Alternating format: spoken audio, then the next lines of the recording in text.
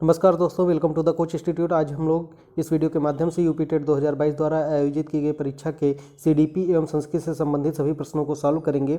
चलिए शुरू करते हैं। पहला प्रश्न है, युयुत्सा है, ये आपकी मूल प्रवृत्ति है। बालकों के सामाजिक विकास को प्रभावित करने वाले तत्व हैं, ये सामाजिक परिवेश जन्य तत्व होते हैं। ठीक। नेक्स्ट प्रश्न है आपका, शारीरिक विकास का एक प्रमुख नियम निम्न में से कौन सा है?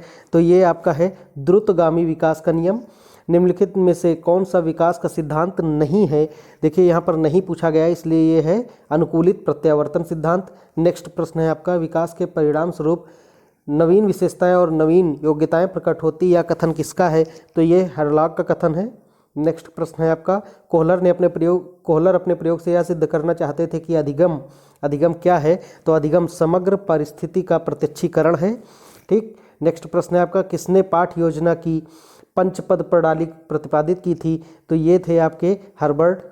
नेक्स्ट प्रश्न है, निम्नलिखित में से ग्रंथियों के आधार व्यक्तित्व के विभिन्न प्रकारों की चर्चा किसने की है? तो ये कैनन ने की है।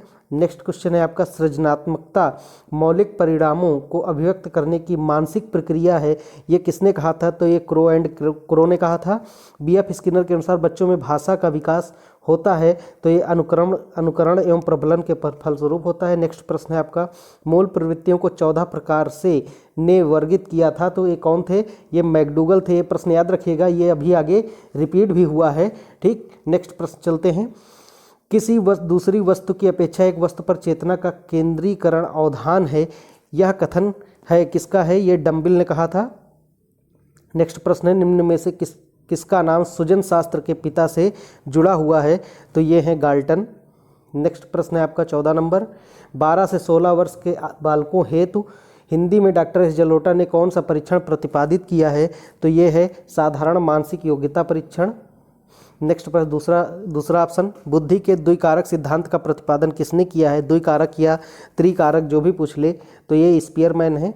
नेक्स्ट प्रश्न है आपका, पूर्व अनुभव के आधार पर संवेदना को अर्थ प्रदान करना कहलाता है, ये प्रत्यक्षीकरण कहलाता है। नेक्स्ट प्रश्न है, सीखने में प्रयास व भूल के सिद्धांत का प्रतिपादन किसने किया था? आपने बीएड में खूब पढ़ा होगा इन्हें, थॉर्नडाइक को। नेक्स्ट प्रश्न है आपका, औसत बुद्धि वाले बालकों का बुद्धि लब्ध स्तर होगा, ये 90 से 109 होता है।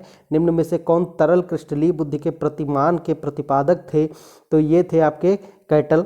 नेक्स्ट प्रश्न है आपका, क्रिया प्रसूत अधिगम का सिद्धांत, ये भी आपने खूब बीएड में पढ़ा था, ये किसने दिया था? ये स्किनर ने दिया था। ब्लूप्रिंट निम्न में से किसका महत्वपूर्ण घटक है? तो ब्लूप्रिंट परीक्षण निर्माण, यानी कि कोई भी चीज़ कंस्ट्रक्ट होती है तो उससे पहले ब्लूप्रिंट उसका तैयार किया जाता है।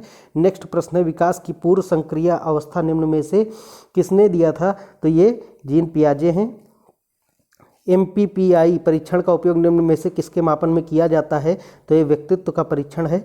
अधिगम हेतु निम्न में से क्या सर्वाधिक आवश्यक है? तो ये अभिप्रेरणा आवश्यक है।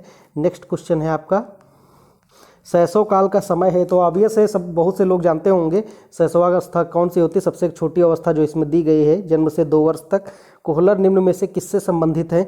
तो कोहलर अधिगम के सिद्धांत से संबंधित है। नेक्स्ट प्रश्न है, मैकडूगल के अनुसार मूल प्रवृत्तियों की संख्या होती है, देखिए ये रिपीट हो गया, वही घुमा के क्वेश्चन पूछ लिया है, तो ये 14। मानसिक उद्वेलन प्रतिमान का प्रयोग निम्न में से किसके शिक्षण हेतु किया जाता है? तो ये समस्या समाधान के लिए किया जाता है। नेक्स्ट प्रश्न है आपका, निम्न में से किसके प्रयोग में कुत्ता एक विषयी था? ये थे आपके पावलोव। नेक्स्ट प्रश्न है, दूसरा ऑप्शन सही है, मौलिकता नमनीयता तथा प्रवाह निम्न में से किसके घटक हैं? तो ये सृजनात्मकता के घटक हैं। ये थे आपके EVS से संबंधित क्वेश्चन। अब हम चलते हैं अपने नेक्स्ट टॉपिक की तरफ, यानी नेक्स्ट सेगमेंट की तरफ, जो कि है हमारा है संस्कृत। तो संस्कृत में शुरू करते हैं। अट प्रत्याहार के वर्ण हैं, तो अट प्रत्याहार के जिसे भी 14 महत्व सूत्र याद हैं वो इसे आराम से कर सकते थे। आयोड रलक एवं अयोर हैवट लड़े मंगलम झवय गढ़दस जब दस कप छठा चट्टो कपे सहरल, ये 14 महस्वर सूत्र थे। तो अट पूछा गया है तो है व रट, तो आप ये कर सकते थे। तीसरा ऑप्शन सही है। कारक में यदि प्रकृति क्रा क्रा तो प्रत्यय है, ये नोवल प्रत्यय है। नेक्स्ट प्रश्न है आपका अव्ययी भाव समास का उदाहरण है, यानी जो खर्च ना होता हो। तो आप देखें राजपुरुष यहाँ तत्पुरुष समास है, ठीक। पीताम्बर यहाँ कर्मधारय समास भी हो सकता है, और अगर अब उसमें जाएं तो बहुब्रीहि समास भी हो सकता है। यहाँ अधिहरि हरि।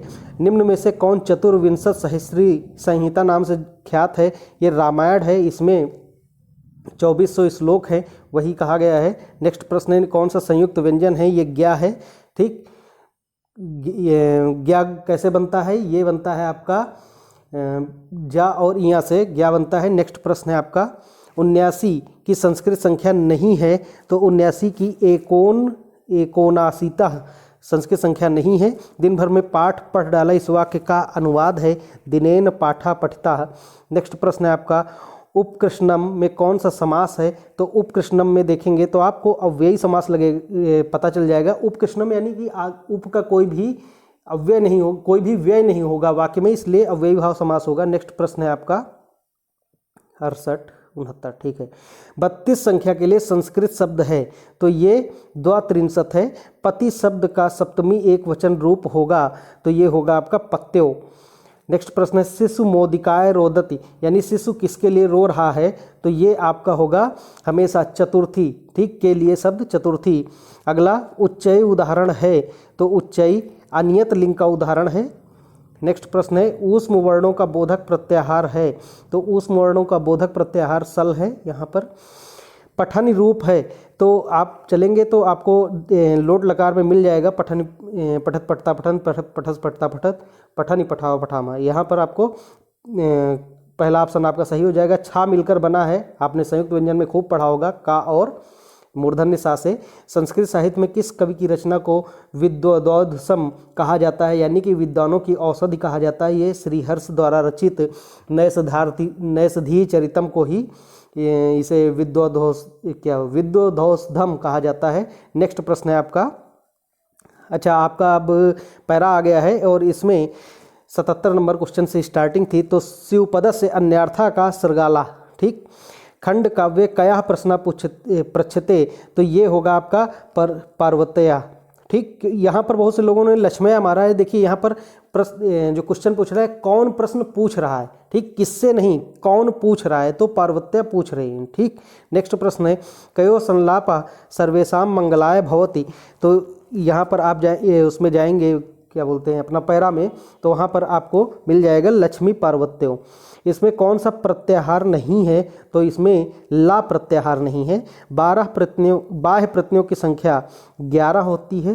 नेक्स्ट प्रश्न है मनोरथा उदाहरण है, तो मनोरथा आपका विसर्ग संधि का उदाहरण है। नेक्स्ट क्वेश्चन दान के कर्म द्वारा कर्ता को संतुष्ट करने वाला संप्रदान कारक का सूत्र है, तो ये आपका दूसरा ऑप्शन सही, कर्मणा। अंतस्थ वर्ड है, याद होंगे बहुत से लोगों को, सीधे सीधा प्रश्न था, पहला ऑप्शन सही या वाराला।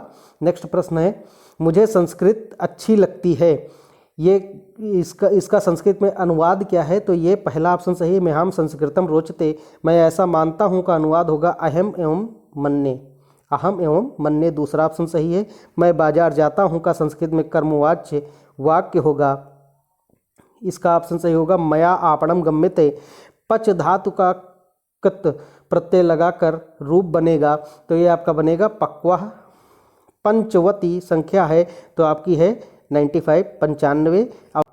अव्यय शब्द समूह है, तो ये देखिए यहाँ पर दूसरा ऑप्शन कुछ लोग लगा के आए हैं, लेकिन तस् से धातु रूप में चलने लगता है, इसलिए अगर आप पहला ऑप्शन देखें सर्वत्र अधुना ऊपर, ये अव्यय शब्द है, यानी इनको वाक्य में प्रयोग करने से इनका रूप नहीं बदलेगा। ये थे आपके CDP व संस्कृत से रिलेटेड सारे क्वेश्चन। आई होप आप लोगों को अच्छा लगा होगा वीडियो। शेयर करें, सब्सक्राइब करें और सुपर टेट की आगामी परीक्षा के लिए भी हमारे साथ जुड़े रहें।